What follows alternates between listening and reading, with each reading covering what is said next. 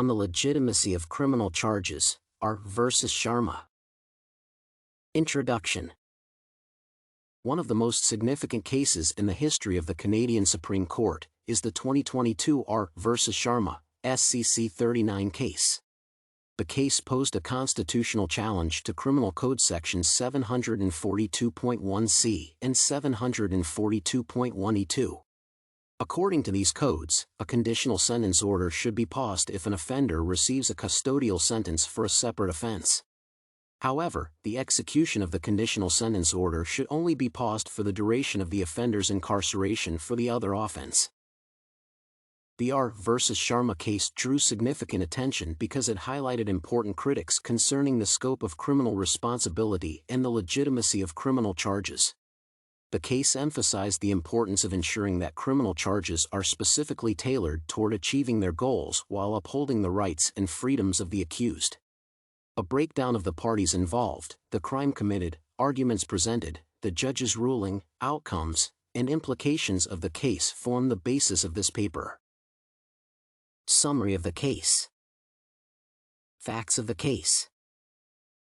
The case under study concerns Cheyenne Sharma, who is a young single mother. Forced by unfortunate socioeconomic factors, the woman was involved in the illegal drug trade. Ms. Sharma was accused of smuggling 2 kilograms of cocaine. Ms. Sharma is of Indigenous origin, and her trial could be attributed to the GLADU program, which implies an individualized verdict based on a consideration of all the facts of the case. Given all the circumstances and motivation for the crime, a suspended sentence could be a supportive alternative for Ms. Sharma. However, her crime, which carries a sentence of up to 14 years in prison, did not carry a suspended sentence. Amendments that did not include a suspended sentence were introduced in 2012, but under current legislation, leniency due to individual reasons was not provided. The sentencing judge found no violation of the Indigenous woman's rights under Articles 7 or 15 of the Charter, which prevented him from issuing such a sentence.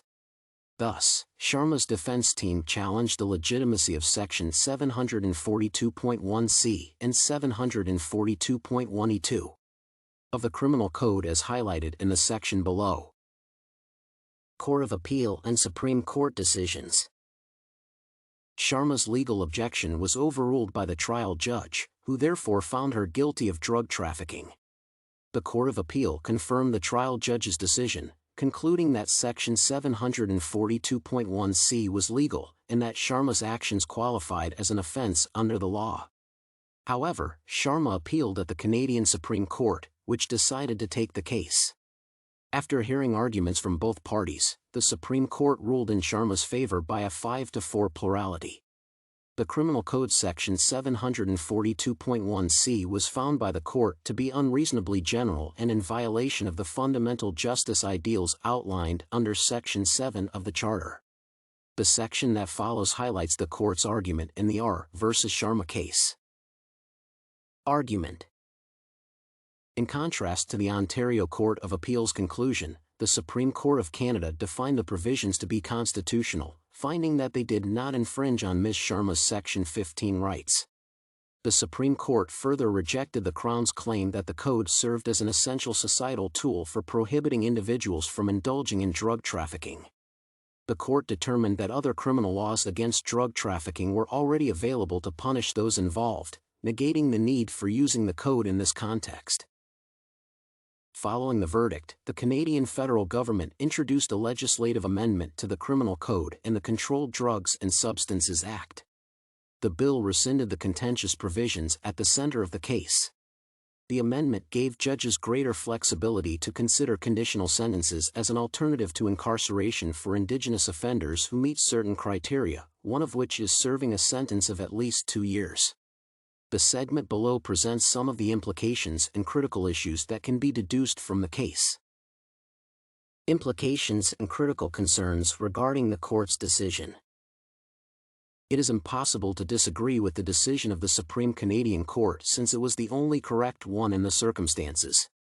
In addition to the failure of the original judge to consider the fundamental legislative acts, the decision concerning Ms. Sharma was ethically and morally unsound.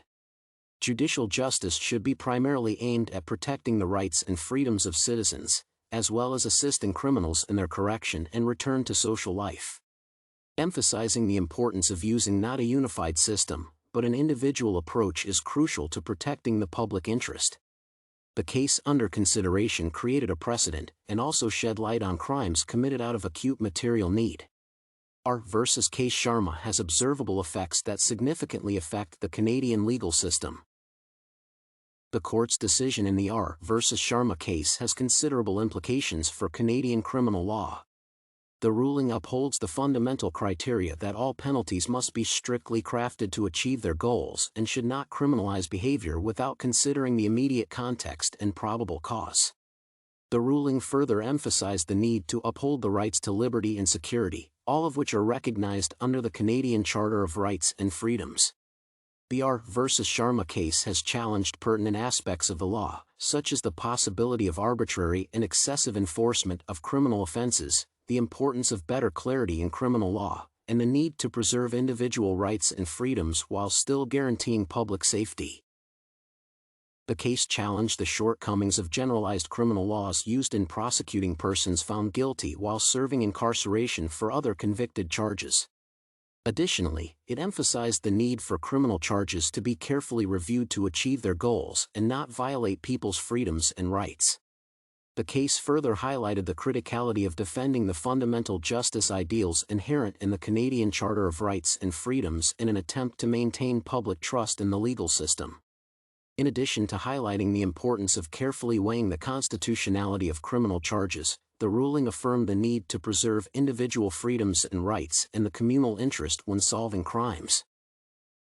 Conclusion. The R versus Sharma case is among the most significant trials in the history of the Canadian Supreme Court.